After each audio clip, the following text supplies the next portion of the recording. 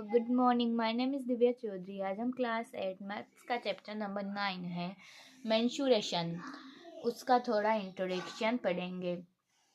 तो सबसे पहले हम मेंशुरेशन में हम चैप्टर में क्या ज़्यादातर ये कुछ शेप्स हैं, इनके बारे में, इनका एरिया पेरीमीटर निकालना ही सीखेंगे। तो चलो इस टेबल को अच्छे से स्टडी कर लेते हैं।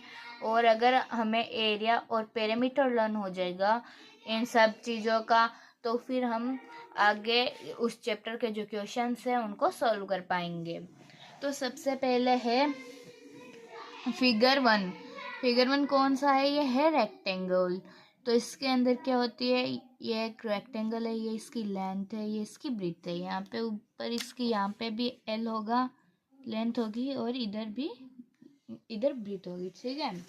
तो ब्रीथ ब्रीथ लेंथ लेंथ, ठीक है। फिर इसके एरिया का फॉर्मूला क्या होता है? L multiply B. फिर पेरीमीटर का क्या होता है? 2L plus B. फिर है इधर स्क्वायर। उस स्क्वायर के अंदर क्या होती है? चारों साइड इक्वल होती है। तो इधर क्या करेंगे हम? ये सब जो एंगल्स होंगे ना, इसके अंदर 90 डिग्री के होंगे, इसमें भी ये सब 90 डिग्री के होंगे, ठीक है। तो ये इधर स्क्वायर है, इसकी चारों साइड इक्वल होती है। तो इसका फॉर्मूला क्या होगा एरिया का?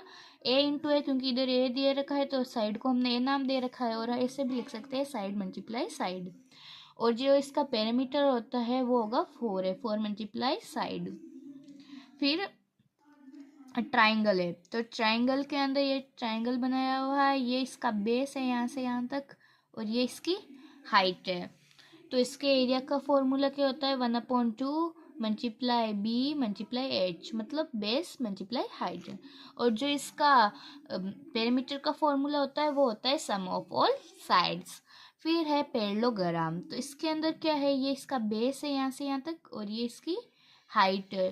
तो इसका एरिया का फॉर्मूला है बेस मल्टीप्लाई हाइट, और जो इसका पेरीमीटर है वो है 2 मल्टीप्लाई सम ऑफ 2 एडजेंट साइड। जो यहाँ पे ये देखो, ये इसकी एक एडजेंट साइड है और ये एक इसकी एडजेंट साइड है। फिर है ये एक सर्किल। तो सर्किल में यहाँ पे क्या है? आर दे रखा है, आर को क्या बोलते हैं? रेडियस।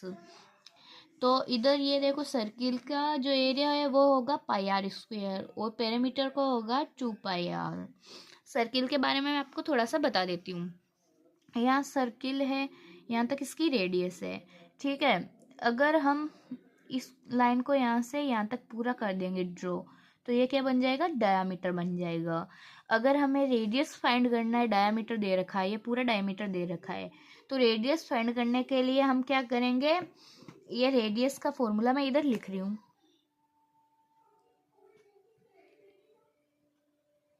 रेडियस का क्या होगा? ये पूरा होता है डायमीटर, और रेडियस कितना होता है? आधा होता है, इसलिए हम क्या लिखेंगे? d/2, diameter upon 2। अगर डायमीटर 60 दे रखा है तो हम 60 को 2 से डिवाइड कर देंगे तो हो जाएगा 30, तो 30 होगा रेडियस, ठीक है। और फिर उसी तरह डायमीटर,